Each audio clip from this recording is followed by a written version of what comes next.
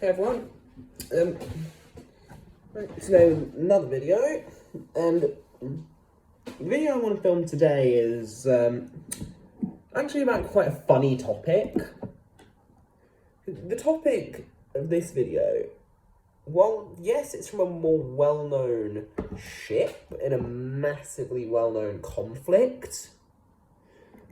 The incident itself is actually seldom talked about, if at all known. That incident, of course, for anyone that's heard of it, being the USS Texas gangsta lean on June 10th, 1944, following D-Day.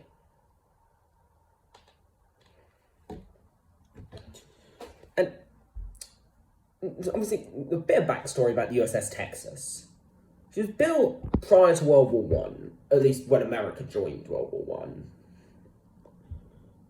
as part of the American New York class of battleships, which are technically classed as super dreadnoughts, despite the Texas nickname of the last dreadnought. And obviously the USS Texas saw very little service in World War I because of how late America joined. But obviously the ship and the crew were all very much inclined to make up for that in World War II. Because, she saw very little service in World War I because by the end of World War I, or at least by the time America joined in 1917, we had neutralised Germany's navy effectively. The Germans pretty much have no ability to use their navy. The Ottomans, oh yeah, no, they're the exact same as the Germans. Their navy has either been sunk or stuck in harbour due to massive naval presence of the British. The Austro-Hungarians never really had much of a navy, and it mostly got sunk by the Italians.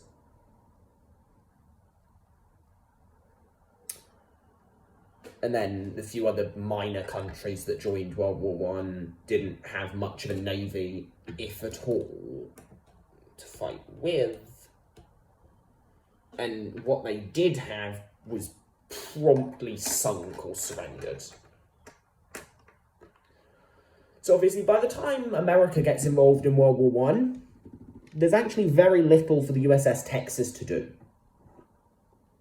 So the ship actually sat idly most of World War I.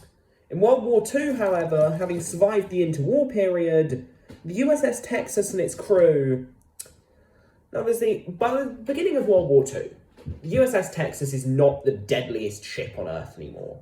There's newer, bigger, fancier, faster ships like the German Bismarck, the Japanese Yamato, and the Iowa class, and also the British Prince of Wales class, for what they matter. But at the same time, by the beginning of World War II, the USS Texas and her crew did have 30 plus years of experience. And as the old adage goes, youth and exuberance is no match for old age and treachery. So, the USS Texas was almost immediately noted as useful in World War II. Because it was a good, strong fighting ship following Pearl Harbor, when most of the powerful fighting ships have just been sunk or are sinking. Because, you've got ships like USS Arizona, USS Oklahoma, Nevada, West Virginia, Tennessee, Maryland, Pennsylvania. Arizona and Oklahoma are both permanent loss sunk. And the other 6 battleships at Pearl Harbor are all either sunk but repairable, or are sinking in the case of the Nevada. Or the USS Pennsylvania, the only ship at Pearl Harbor following the attack that was really in any state to think about moving, let alone fighting. Because yes, she'd been hit by 2 bombs, but she was in dry dock, and those bombs mostly struck her upper works, meaning the damage was mostly superficial, but she had been in the middle of dock work that still needed some time to complete. So obviously following Pearl Harbor, the USS Texas is something that America needed but didn't have that many of. That being ships. And following Pearl Harbor, she is almost immediately put to work. Protecting convoys, trying to just tell German U-boats to go away, and pretty much busy bothering everyone that the Allies had a fight with. But where the Texas really shines is on D-Day. June 6th, 1944, USS Texas is partaking in Operation Neptune, Allied fire support for the landing beaches of Normandy, and Operation Overlord. So obviously during this, the USS Texas is positioned 12,000 yards off the coast of France, providing the much-needed gunfire support for the landing forces. And during that time, she was 12,000 yards off the coast and scoring hits on high-value targets that needed destroying.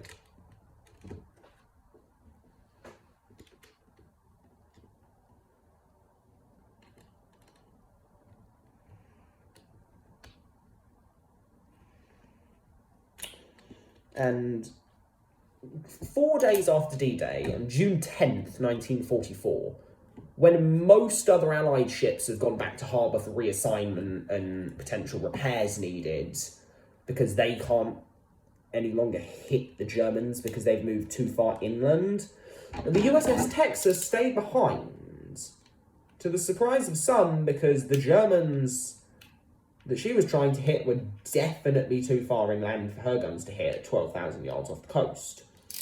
So she advanced from 12,000 to 3,000 yards, the closest the ship can get without beaching. At which point, the captain realises that he still can't get his guns to hit the Germans. So he then turns all his guns off the starboard side of his ship and orders to drain starboard ballast tanks and flood port ballast tanks, which tilted the entire boat like that, which gave the guns a few extra degrees of elevation, allowing them to reach further inland and hit the German positions.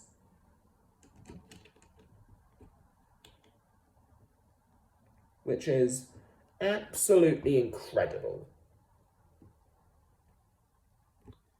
Eventually, Allied forces would drive the Germans even further inland, and despite all the efforts, the crew of the USS Texas unfortunately could no longer hit the German positions, and they were forced to return to harbour for reassignment.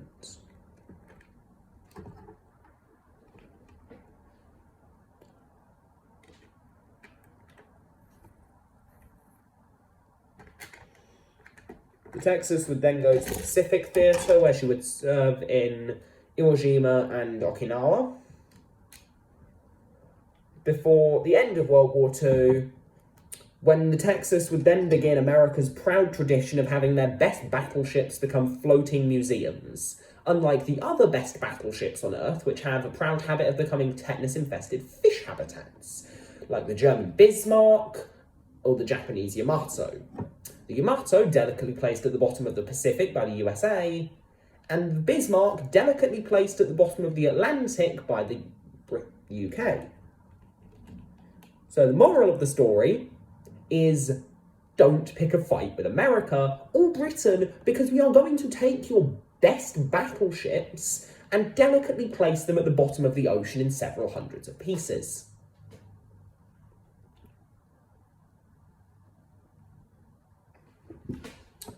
Anyway, if anyone wants to go and see the Texas today, they currently can't because it's undergoing maintenance. But following maintenance, she will be docked at Galveston, Texas, for anyone that wants to go and see the last dreadnought. And for any further information that I can't provide, you can check out battleshipstexas.com. I hope you guys have enjoyed this video, and I will see you guys next time.